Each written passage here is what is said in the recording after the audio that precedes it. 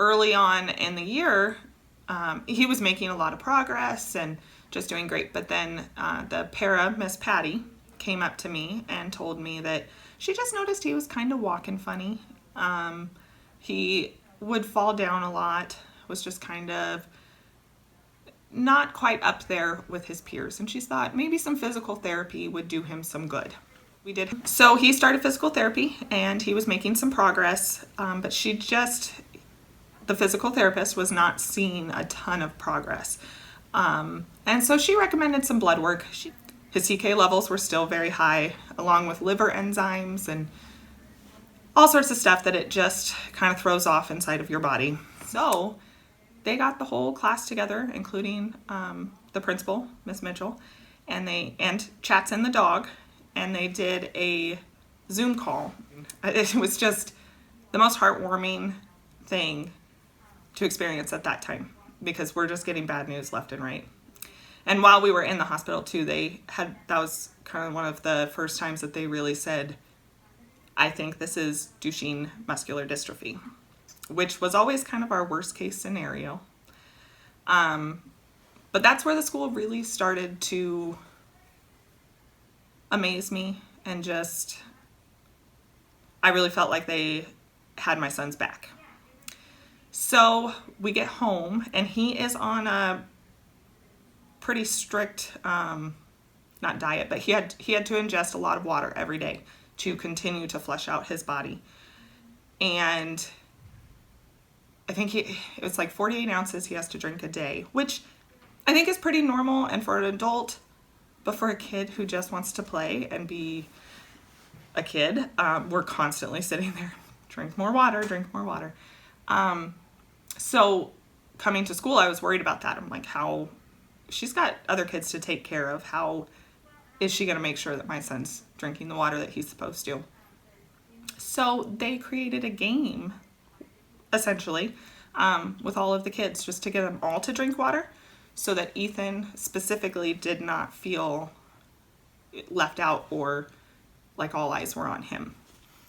And so that was extremely heartwarming to know that people are out there looking out for my son. They care about him more than I think any teacher needs to, but they just do.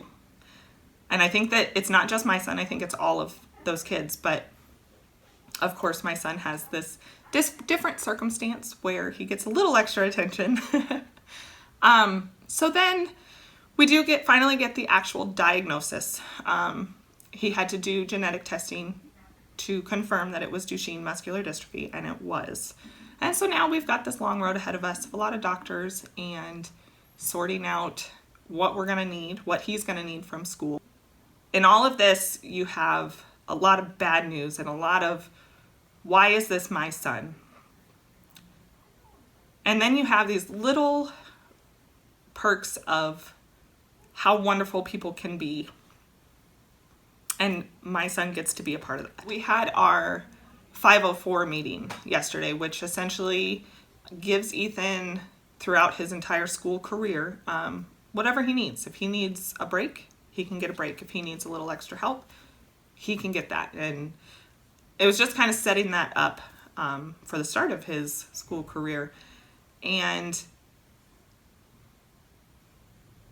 they reassured me over and over and over again that they're here for me. They're here for me. They're here for my son.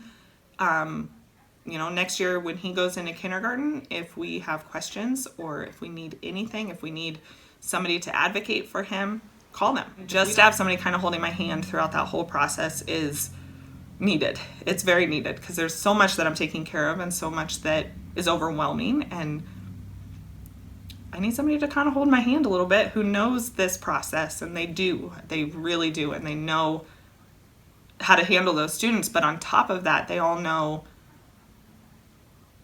that I'm a part of this too. My husband is a part of this too, and they want to be here for us, and they want to help us in any way that's possible.